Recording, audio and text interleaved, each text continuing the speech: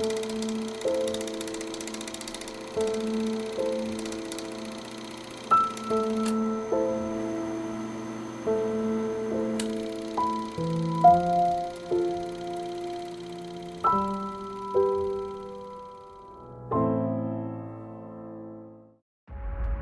Արցախը ոսկե մատանի է, ապա Հադրութը նրա ադամանդե ակն է, ասել է Վահրամ Փափազյանն ու չի սխալվել։ Հադրութ, հազվադեպ գետահատ, Արցախի Հանրապետության Հադրութի շրջանի կենտրոնն է։ Ըստ աղբյուրների հնում կոչվել է Միջագետք։ Պարսկական տիրապետության շրջանում անունը ևս թարգմանվել է։ Միջագետքը դարձել է Հադրութ, որի պարսկերեն ստուգաբանությունը հնչում է որպես երկու ջրի միջև։ Խոսքը ընկուզագետի երկու վտակների մասին է, որոնք միախառնվում են խոր աղբյուրի մոտ և որոնց միջև տարածվում է Արցախի ադամանդը։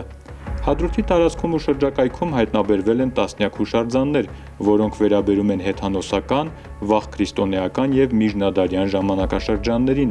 Հնագիտական առարտնյութի առկայությունն ապացուցում է, որ այս տարածքը կարևոր կենտրոն է եղել դեռևս Քրիստոսից առաջ երկրորդից առաջին հազարամյակներից։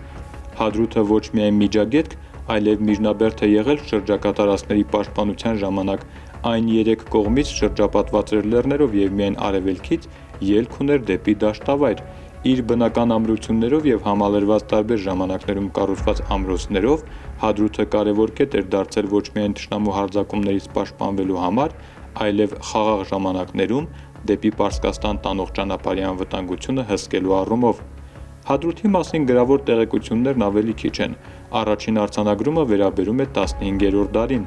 1428 թվականին ընդօրինակված ավետարանի գրիչը հիշատակարանում նշել է, որ ինքը Դիզակ գավառի Հադրութ գյուղից է,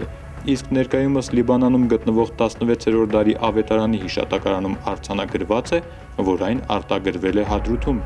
Հադրութը հետագայում էլ շարունակեց նշանակալի դեր ունենալ իր տեղադիրքի շնորհիվ։ Այս դերակատարությունն առավել ընդգծվեց ցարական Ռուսաստանի տիրապետության շրջանում։ Հենց Հադրութում էր տեղակայվել ռուսական 1500 հոգանոց հեծելագունդը, որը Արաքսի երկայնքով հսկում էր ռուս-պարսկական սահմանը։ Այս ընթացքում Հադրութը որոշակի զարգացում ունեցավ և ընդարձակվեց, վերածվելով Ավանի։ 19-րդ դարի վերջերին Հադրութի բնակչությունը հասել էր արդեն մոտ 2000-ի։ Հադրութը Շուշիից հետո տարածաշրջանում երկրորդ արհեստագործական և արդյունաբերական կենտրոնն էր։ 19-րդ դարի կեսերից քաղաքում աշխուժացել են արհեստները, իսկ 20-րդ դարի սկզբին այդ զարգացումը առավել ակտիվացավ։ Այդ ժամանակաշրջանում Հադրութում գործել է մետաքսագործական 2 ֆաբրիկա, օղու և գինու 46 արտադրամաս, ոսկերչական և գորգագործական 6 արհեստանոց, կղմինդրի 2 գործարան, եղել է շուկա, վաճառանոց, հեռագրատուն։ 1882 թվականին Մոսկվայի տոնավաճառում Հադրութի մետաքսը արժանացել է բրոնզե մեդալի, իսկ 1883 թվականին Ամերիկայի Միացյալ Նահանգներում արժանացել է ոսկե մեդալի։ 1905-1906 թվականներին Հադրութը եղել է հայ-թաթարական բախումների կիզակետում։ Տարածաշրջանը Արցախի պաշտպանությանը մասնակցեց նաև մոտ մեկ տասնամյակ անց՝ 1917-1920 թվականներին։ 1928 թվականից Հադրութը Լեռնային Ղարաբաղի ինքնավար մարզի համանուն շրջանի կենտրոնն էր։ Խորհրդային տարիներին Հադրութը զգալի զարգացում ապրեց։ Ավանն արդեն մի շարք հիմնարկ ձեռնարկություններ ուներ՝ արտադրական և արդյունաբերական կազմակերպություններ, շրջանային բուժմիավորում, հանրակրթական և երաժշտական դպրոցներ։ Հադրութեցիները ակտիվ մասնակցել են նաև մեծ հայրենական պատերազմին։ 588 մասնակիցներից 211-ը զոհվել են։ Նրանց հիշատակին Հադրութում հուշարձան է կանգնեցվել։ Սա նմանօրինակ հուշարձաններից խիստ տարբերվում էր։ Տուֆակերտ պատի առաջ Ծնկաչոք քին, որի բնորդը հենց հադրութեցի էր, պատերազմում 5 զավակներին կորցրած Սաթենիկ Ստեփանյանը։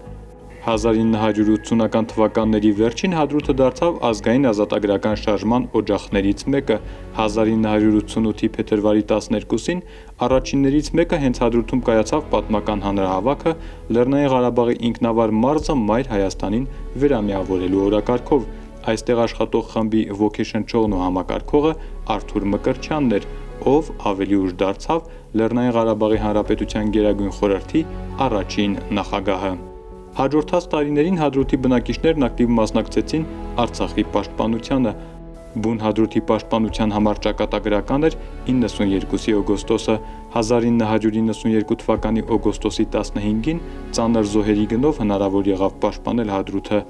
ավելի ուշ այդ օրը հռչակվեց Հադրութի օր։ Հադրութը 596 ազատամարտիկ է ունեցել, 88-ը զոհվել են։ Արցախի հանրապետության մարտական խաչ առաջին աստիճանի շքանշանի են արժանացել Կարեն Մադունցը, Արմեն Աբրահամյանը, Արթուր Հովակիմյանը, Էդիկ Մարգարյանը և Էրիկ Աբրահամյանը։ Շուրջ 3 տասնյակ հադրութեցիներ էլ արժանացել են Արցախի հանրապետության մարտական խաչ երկրորդ աստիճանի շքանշանի։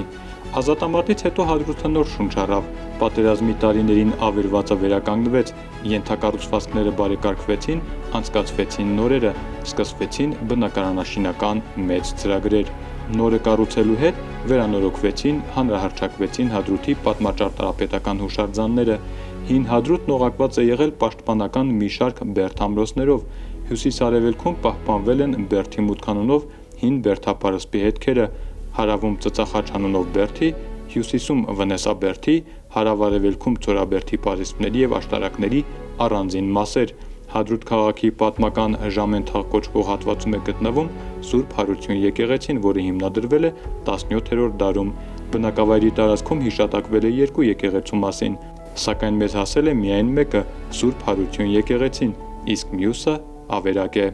Հադրութ քաղաքի տարածքը հարուստ է աղբյուրներով՝ Հոռեն, Օխտկռան, Դերին, Շոշքիահարից, Տանոնց, Նահատակեն և այլն։ 2020 թվականի պատերազմից առաջ Հադրութն Արցախի հանրապետության ամենաաշխույժ բնակավայրերից մեկն էր։ Քաղաքում առկա էին միջնակարգ և երաժշտական դպրոցներ, մանկապարտեզ, մշակույթի և երիտասարդության կենտրոն, շրջանային հիվանդանոց, քաղաքապետարան։ Ենթակառուցվածքները թարմացվել էին, նորացվել, հասանելի էր հեռուստատեսությունը, ռադիոն, համացանցը։ Հադրութն ապահովված էր էլեկտրաէներգիայով, գազամատակարարմամբ և ջրամատակարարմամբ, գործում էին 6 տասնյակից ավել առևտրային օբյեկտներ և բանկերի մասնաճյուղեր։ 2018 թվականի տվյալներով Հադրութը ավելի քան 4000 բնակիչ ուներ,